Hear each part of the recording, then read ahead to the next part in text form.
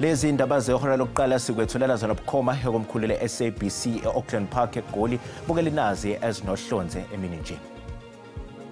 I interpreted that winking face emoji within that specific context to mean general positivity and agreement with warmth and affection.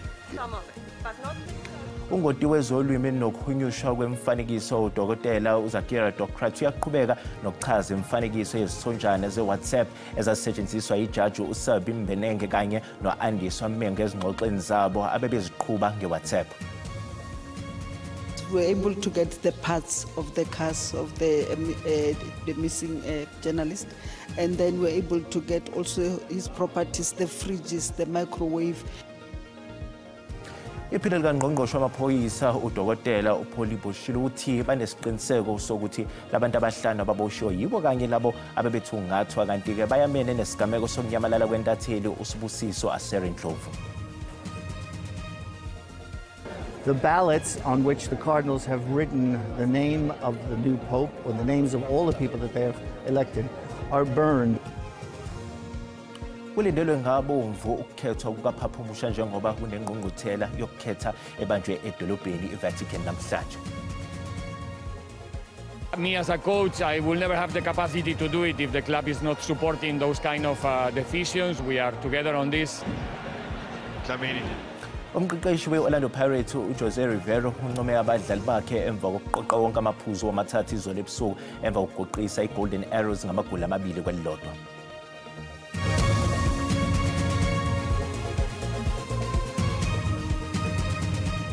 Ukuthola kube kwembukeli ngiyakwamukela ezindabeni zehora lokuqala ezingunqa phambili kanti futhi ke ezihamba phambili la ku SABC1 Mzansi for sure kanjalo ke na ku SABC lihaye igama lami nginguDaud Phungula.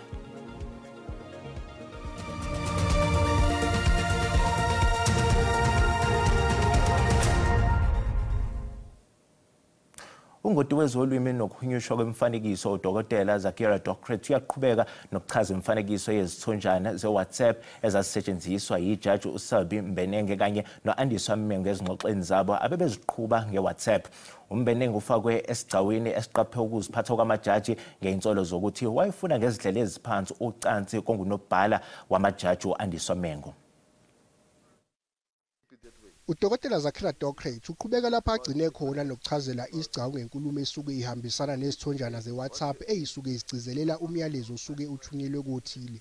Utshele lesigcawu namhlanje ukuthi isithonjana esicifa iso esathunyelwa ijaji uMbenenge sisuka kuAndiswa Menge sasingachazi injabulo kodwa sasiwuphawu lokuthi uyayizwa ingqikithi yomyalezo ayithunyelelwe wona.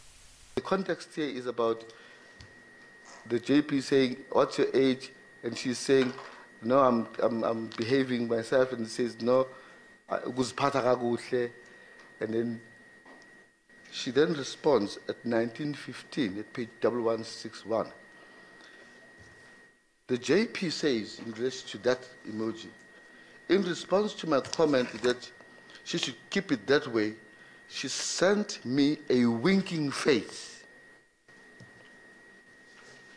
emoji, which I also interpreted to mean that she was amused by the conversation.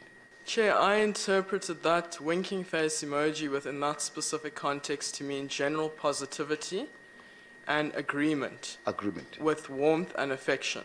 Yes. The winking face emoji doesn't show amusement, it shows agreement. Usihlalo ohola ukuhlala kwesigcawu ijaji eselathatha umhlala phansi uBernard Ngwebe ukhala ngokuxovana nokungahleli kwemininingwane ehlinzeke ufakwa zona namhlanje njengoba eminye yayo yama emoji eWhatsApp okufanele achaze ngayo engazange anikwe wona kusenesikhathi. Siyaqhubeka inkantolo ephakeme ehleze Free State isigcawu esicubungula ukulungela kokuthethwa kwecala elimayelana nenkontileka yezigidi ezingama250 zamarandi. Njengamanje luyaqhubeka inkantolo ephakeme eFree State udaba olumayelana nenkontileka yegidi engama255 zamarandi. Kulesi sigcawu kucutshungula ukuba ngabe kulungele yini ukuba kuqulwe icala nokuyinto ezemva ukuba uCholota eveza ukuthi akabuyiswanga kuleli ngendlela esemthethweni njengoba esemelika nje. 16th of November 2020, General Gerber says to Mr. Cholota as follows: early in the morning, and they're even behind us in time. Good day, Ms. Chilota. I'm sure by now that you've been informed of the arrest of Mr. Magashule on the above matter. You are hereby informed that you will be called as a state witness in the criminal trial. I identified her in open court as a witness, and then I said to her, listen, Mr. Nkasu now represents accused number 17. You can't speak to him now, it's purely logic. But after she became a suspect, ijaji lenkantolo lithi yodwa vo into lona elifuna ukuyazi ukuthi ngabe lenkantolo ikulungele yini ukuqulisa leli icala hayi ukuthi kuphikiswane nje. I am not interested in the personal attacks, maybe, between council consent. I'm not interested in any mudslinging contest between the two of you.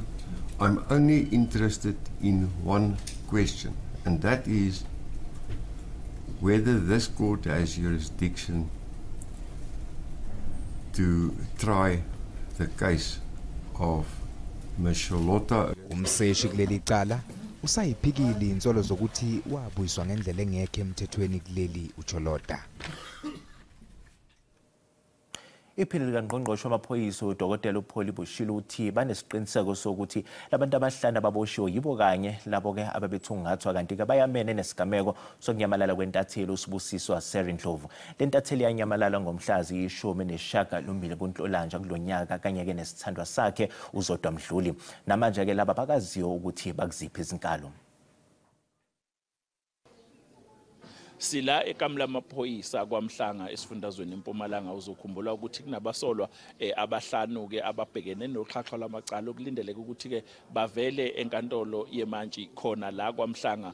Njengamanje ke ngizothula ke iphini likaNgqongqoshe wamaphoyisa kulelizwe uDokotela Buyishelo uyena ke uzosichazela kabanzi ukuthi ke kuhambe kanjani ke lapha ngaphakathi njengoba bekunomhlangano abebenawo kanye nesithangambi sabezindaba. Today we came here to meet with the family. We wanted to give them a feedback because we have made a breakthrough. 5 people will be appearing today, so we didn't want them to hear from you, from the media. We wanted to be compassionate enough to tell them ourselves. We were able to also bring them to speed in terms of the investigations, where we are, what we got, and what we're still looking for.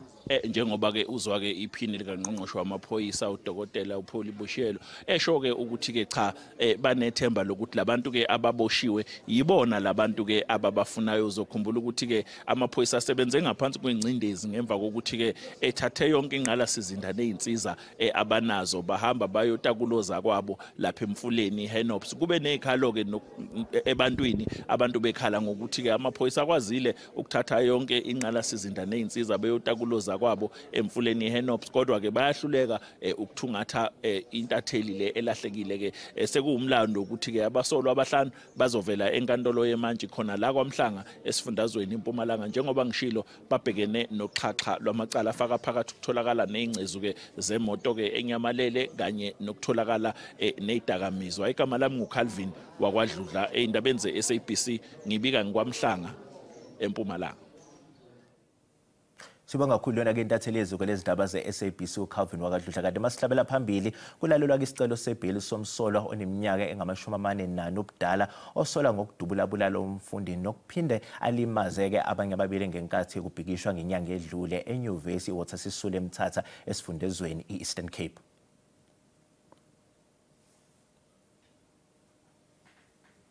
Izolo lomsolwa utshele inkantolo ukuthi wayengahlosanga ukubulala nokulimaza abafundi. Uthi nje wayehlosa ukwethusa abafundi njengoba wayebona sengathi ke yena kanye nomndeni wakhe basengozini. Uphinde wathi ke lesi sibhama ayisebenzisa okungesikababa wakhe kanti ukulalela kwecala kusaqhubeka.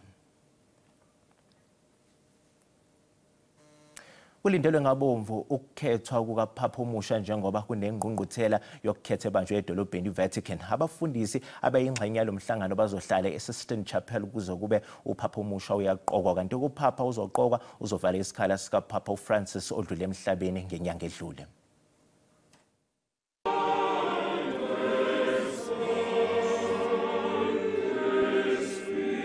Usuku olukhethekile namhlanje ebandleni lamaRoma Katolika njengoba abafundisi abayi133 abaneminyaka engaphansi kwama-80 emhlabeni wonke bebambe iqhaza kulomhlangano oyimfihlo ukukhetha umholi omusha webandla lamaRoma elinamalunga angu-1.4 billion. We really do not know. We just wait for the Lord to tell us. It's not our time, it's God's time. Yeah, so I think it's important that the cardinals really get to know each other, hear each other out, and to pray and to ask for the Lord's direction. Abafundisi babambe inkonzo eSistine Chapel njengoba belungiselela ukukhetha uzohola leli bandla kanti uma isekhethiwe uPapa omusha uzobonakala ngentuthu emhlophe iphuma kushemula kanti intuthu emnyama yona izobe isho ukuthi isinqumo asikakaphumi. When the cardinals have reached the decision, the cardinal who has been elected says yes, I accept my election as Pope, as successor of St. Peter. The ballots on which the cardinals have written the name of the new Pope or the names of all the people that they have elected are burned after each vote. AmaKatolika nethemba ukuthi uPapa omusha uzobe ezinikele enesineke futhi ethanda ukuthula njengoPapa uFrancis. Ukala sikubingelele sikwamukela uma ngabe usanda ngena odabeni oluphambili besibika ukuthi Ungoti wezolwimi nokuhunyushwa kwemfanekiso uDokotela uZakira Docret uyaqhubeka nokuchaza imfanekiso yezithonjana zeWhatsApp ezazisetshenziswa yijaji uSelby Mbenenge kanye noAndiswa Mmengo ezingxoxweni zabo ababeziqhuba ngeWhatsApp. Bukela sikhumbuza ukuthi lezi ndaba ziyatholakala ku YouTube na ku SABC Plus ngena kuzo uzicinge ngamagama athi SABC izindaba na kanjani uzozithola ngomjalo bazo. Ukhomishana wamaphoyisa kwaZulu-Natal uNhlanhla Mkhwanazi uthi amaphoyisa esifundazweni enza okusemandleni ukulwa namacala abucayi. Mkhwanazi uthi onyakeni wemali odluleke zehlile izibalo zamacala okubulala ukubamba inkunzi engenhloso yokulimaza kanye nokuduna kwezimoto. Abakwesidlodlo bebehlangene lapha ukuzobhunga kabanzi ngesimo sobelelesi esifundazweni. Abaphathi besiteshi zamaphoyisa banikwe imbiko ngokusebenza kwabo kulonyaka odlule. Yize ubugebengu obubucayi behlile obala kubo ukubulala. Zinyukile ke nokho izibalo zobugebengu obuhlangene nokuhlukumeza ngokubulili. Cases of sexual assault including rape remains a serious cause for concern for us in the province. The slight percentage increase, which we have noted, demands amplified strategies from the collective of both the police as well as the community members. Amaphoyisa athi sehlile ke nokho isibalo sawo esifundazweni.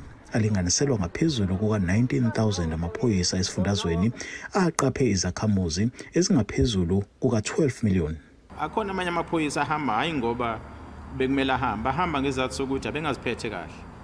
Lawo esiwaxoshayo ngoba akadenza ubugebengu ningi kipho inani lawo lamaphoyisa ke sawakhipha emsebenzini siwakhipha ukuthi abeganga inani lawo kulonyaka odlule nje 106 amaphoyisa adeganga agcina exoshwe emsebenzini exoshile into ehlukene. Umkhwanazi uthi kushone amaphoyisa ayisithupha esemsebenzini kulonyaka odlule.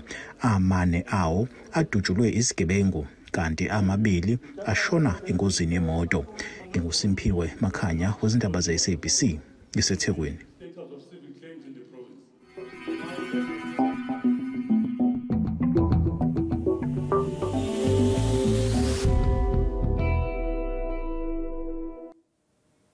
Ungoti wezitimela ezihamba ngamalahle uLeslie Lebaskagni utsheleke inkantolo ephakeme esemGungundlovu ukuthi kuningi ongahlangani mayelana ke nobufakazi bokuqala obufungela obethulwa nguDaniel Grayling ongomunye wabantu ababehamba ngekuzokukholakala ukuthi lashayiswa wabe engumholi we-ANC inkosi uAlbert Luthuli zingamashumi nomuva kuNtulekazi ngo-1967.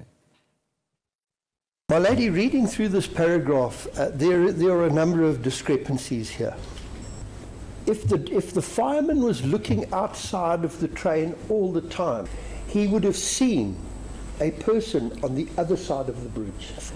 The fact that he says the length of the boiler was in his way to see whatever was there tells me as a driver that the train was already, and according to his statement, on the other side of the bridge. In this particular case, the body of Chief Albert Luthuli was already lying on the bridge. It makes no sense that a pedestrian hearing that train, the noise, seeing the train coming, is not going to give way.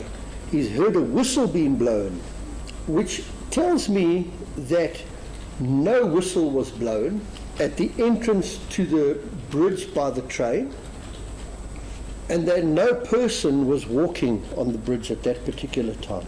Chief Albert Lutuli must have already been lying on the bridge. So none of that paragraph makes sense to me with what that person is saying.